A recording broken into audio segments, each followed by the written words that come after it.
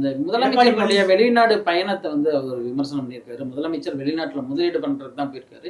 முதலீடை ஈர்க்க போகல அப்படிங்கிற மாதிரி முதலமைச்சருடைய குடும்பத்தின் மீதுமே வந்து தனிப்பட்ட நான் தொடக்கத்திலே அண்ணாமலை பாணியில் அவர் போறான்னு சொன்னேன்ல, இது யாருடைய பாணி சொல்லுங்க?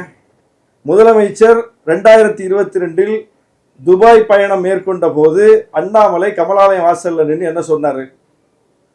நிறைய பேப்பர்ஸ் எல்லாம் எடுத்து போட்டார். A4 சீட்டு, எக்ஸல் சீட்லாம் எடுத்து போட்டு, பாருங்க இந்த கம்பெனி இது வந்து இவருக்கு தான், இவர் காசு தான், இவருக்கு இங்க போய் இப்படி வருது அப்படி வருதுன்னு எக்ஸல் சீட்லாம் எடுத்து போட்டார்ல. இந்த நிமிடம் வரை அண்ணாமலை அதை நிரூபிச்சிருக்காரா? அவர் கையில தானே ஈடி இருக்கு, அவங்க கட்சி கையில தானே எல்லா துறையும் இருக்கு. இந்த நிமிடம் வரை முதலமைச்சருடைய 2022ஆம் ஆண்டு வெளிநாட்டு பயணங்கள் குறித்து பாஜக பிரஸ் கூட்டி பத்திரிகையாளர் முன்னிலையில வைத்த குற்றச்சாட்டுகளுக்கு இந்த நிமிடம் வரை பாஜக சான்றுகளோட ஒரு முடிவு சொல்லியிருக்கா? அதை நிறுவி இருக்கா? இல்ல, அது அன்னைக்கு செய்தியோட போயிடுச்சு, அவ்வளவுதான். அப்ப அன்னைக்கு பரபரப்புக்கு அந்த பயணத்தை கொச்சைப்படுத்துவதற்கு அவங்களுக்கு அன்னைக்கு தேவைப்பட்டது. நீங்க ஏன் சார் அந்த இதை கையில எடுக்கிறீங்க? நீங்க தான் பாஜகவுடைய கொள்கை எதிரியாச்சே, உங்களுடைய கொள்கை எதிரிங்கள பாஜக. அந்த அவதூறு அரசியல நீங்க கையில எடுக்கிறீங்க. முதலமைச்சருடைய வெளிநாட்டு பயணம் முதலீடுகளை ஈர்க்க அல்ல, முதலீடுகளை கொண்டு சேர்க்க, அங்க கொண்டு போய் இவர் முதலீடு செய்யறதுக்கு அப்படின்னா நீங்க சான்று சொல்லுங்க. விஜய் வந்து பேப்பர் வச்சு தானே படிக்கிறாரு, அதே மாதிரி ஒரு பேப்பரை காட்டட்டும், பாருங்க, ஒரு சான்று காட்டட்டும். காட்டல, போற போக்கில் அடிச்சு விடுறது. இது யார் பாணி?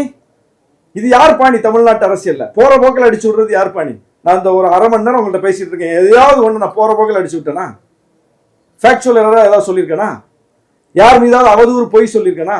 எங்க தலைவர் அன்றாட செய்தியாளர்கள் சந்திக்கிறார், ஒரு ஃபேக்சுவல் எரர், ஒரு தவறான தகவல், ஒரு அவதூறான செய்தி, அதெல்லாம் எங்க பாணியே கிடையாது. இந்த தமிழ்நாட்டு அரசியல்ல ஒரு காலத்துல அரசியல் கட்சிகளுடைய மேடைகள்ல பேச்சாளர்களுடைய பாணியா இருந்துச்சு. அது கூட இன்னைக்கு வந்து இந்த ஊடகங்களுடைய பெருக்கத்தால, தொழில்நுட்ப வளர்ச்சியின் காரணமாக பார்த்து பேசணும், கவனமா பேசணும்னு சொல்லி அந்த மேடைகள் கூட சீராகி வருவதை பார்க்கிறோம்.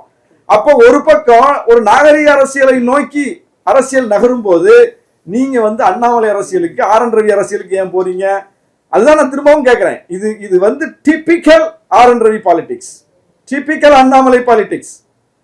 முதலமைச்சருடைய வெளிநாட்டு பயணங்கள் குறித்து அண்ணாமலை என்ன குரலில் பேசினாரோ இன்னைக்கு பேசுறதுக்கு அவர் இல்லை, இவர் பேசுறாரு.